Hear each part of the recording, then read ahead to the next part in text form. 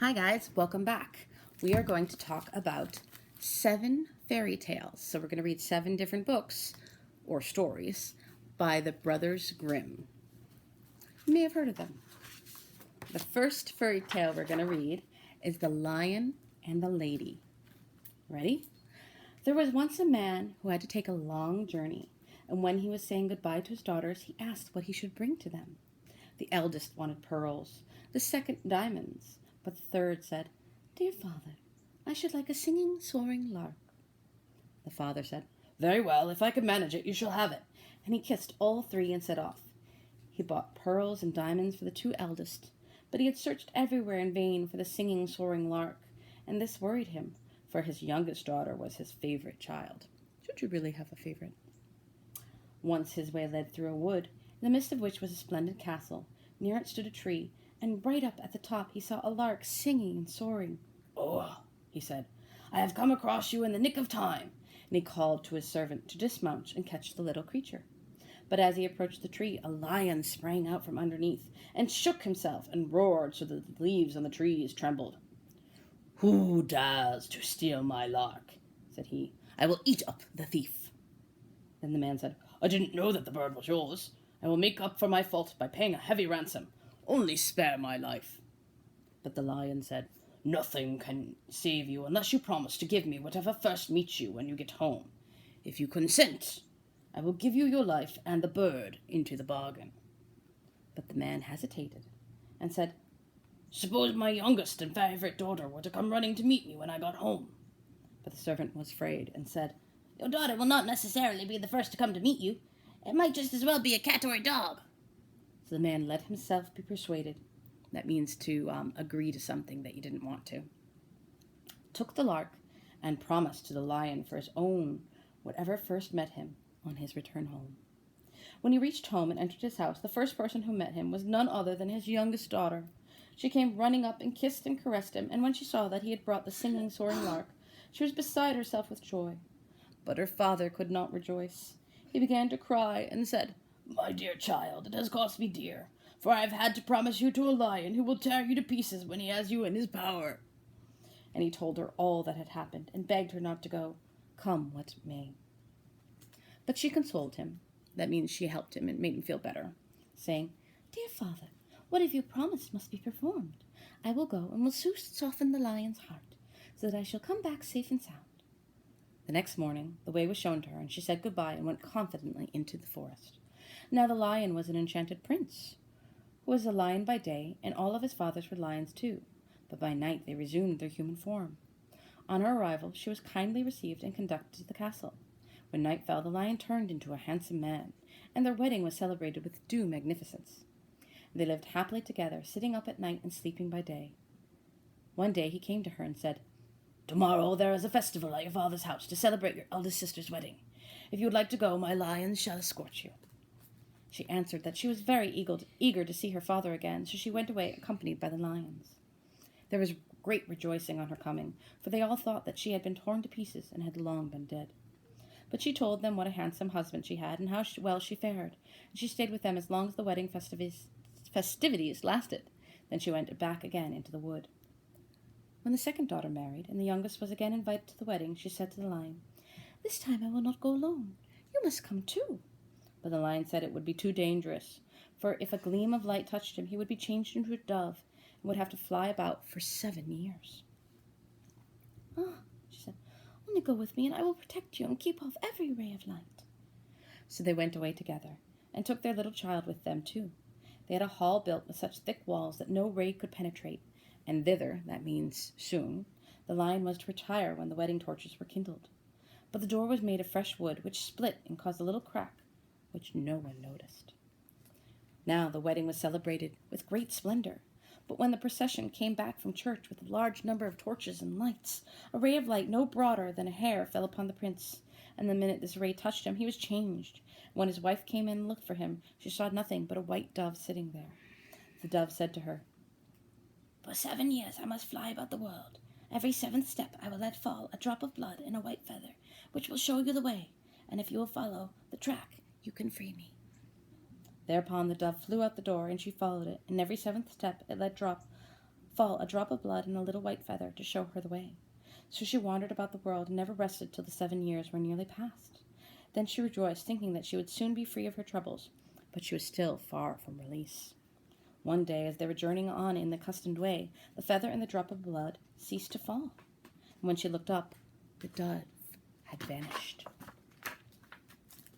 Man could not help me, she thought. So she climbed up to the sun and said to it, You shine upon all the valleys and mountain peaks. Have you not seen a white dove flying by? No, said the sun. I have not seen one, but I will give you a little casket. Open it when you are in dire need. A casket is sometimes just a box. She thanked the sun and went on till night, when the moon shone out. You shine all night, she said, over field and forest. Have you seen a white dove flying by? No, answered the moon. I have not seen none, but here is an egg. Break it when you are in great need. She thanked the moon and went on till the night wind blew upon her. You blow among all the trees and leaves. Have you not seen a white dove? She asked. No, said the night wind. I have not seen one, but I will ask the other 3 winds, who may perhaps have seen it. The east wind and the west wind came, but they had seen no dove. Only the south wind said, I have seen the white dove. It has flown away to the Red Sea, where it has again become a lion, since the 7 years are over, and the lion is ever fighting with a dragon, who is an enchanted princess. Then the night wind said, I will advise you. Go to the Red Sea. You will find tall reeds growing on the right bank.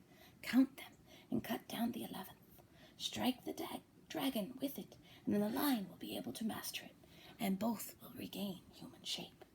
Next look round you, and you will see the winged griffin, who dwells by the Red Sea. Leap upon its back with your beloved, and it will carry you across the sea. Here is a nut. Drop it when you come to mid-ocean. It will open immediately, and a tall nut tree will grow up out of the water, on which the griffin will settle. Could it not rest, it would not be strong enough to carry you across, and if you forget to drop the nut, it will let you fall into the sea. Then she journeyed on, and found everything as the night wind had said.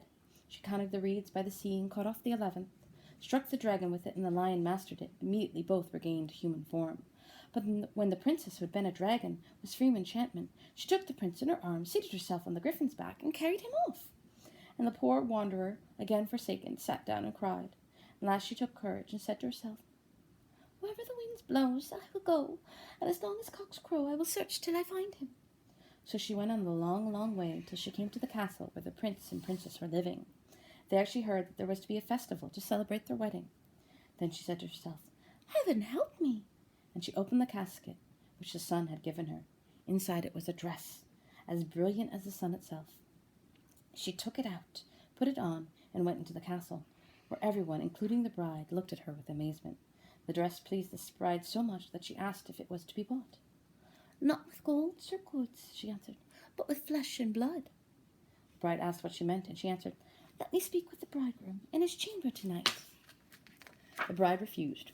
However, she wanted the dress so much that at last she consented, but the chamberlain was ordered to give the prince a sleeping draught. At night, when the prince was asleep, she was taken to his room. She sat down and said, For 7 years I have followed you. I have been to the sun and the moon and the 4 winds to look for you. I have helped you against the dragon. Will you not now forget me? But the prince slept so soundly that he thought it was only the rustling of the wind among the pine trees. When morning came, she was taken away and had to give up the dress, and as it had not helped her, she was very sad, and went out into the meadow and cried. As she was sitting there, she remembered the egg which the moon had given her. She broke it open, and out came a hen and 12 chickens, all of gold, who ran about chirping, and then crept back under their mother's wings. A prettier sight could not be seen. She got up and drove them about the meadow, till the bride saw them from the window. The chicks pleased her so much that she asked if they were for sale. Not for gold and goods, but for flesh and blood. Let me speak with the bridegroom in his chamber once more. The bride said yes, intending to deceive her as before. But the prince went to his room. He asked the chamberlain what all the murmuring and rustling in the night meant. Then the chamberlain told him how he had been ordered to give him a sleeping draught because a poor girl had been concealed in his room, and that night he was to do the same again. Pour out the drink and put it in my bed, said the prince. At night she was brought in again, and when she began to relate her sad fortunes, he recognized the voice of his dear wife, sprang up, and said, Now I am really free for the first time. All it's been as a dream, for the foreign princess cast a spell over me so that I was forced to forget you. But heaven in a happy hour has taken away my blindness." Then they both stole out of the castle, for they feared the princess's father, because he was a sorcerer. They mounted the griffin, who bore them over the Red Sea. When they got to mid-ocean, she dropped the nut. On the spot a fine nut tree sprang up, on which the bird rested. Then it took them home, where they found their child grown tall and beautiful, and they lived happily till the end. Here's some of the great illustrations. We have the trees with the nuts, and we have the lovely lady with her lions. So it was a little odd story because it was very similar to Beauty and the Beast, but then it had some changes and it added in things that reminded us of other stories. So I want you guys to think about what stories it might have reminded you of and tell me about them when you can.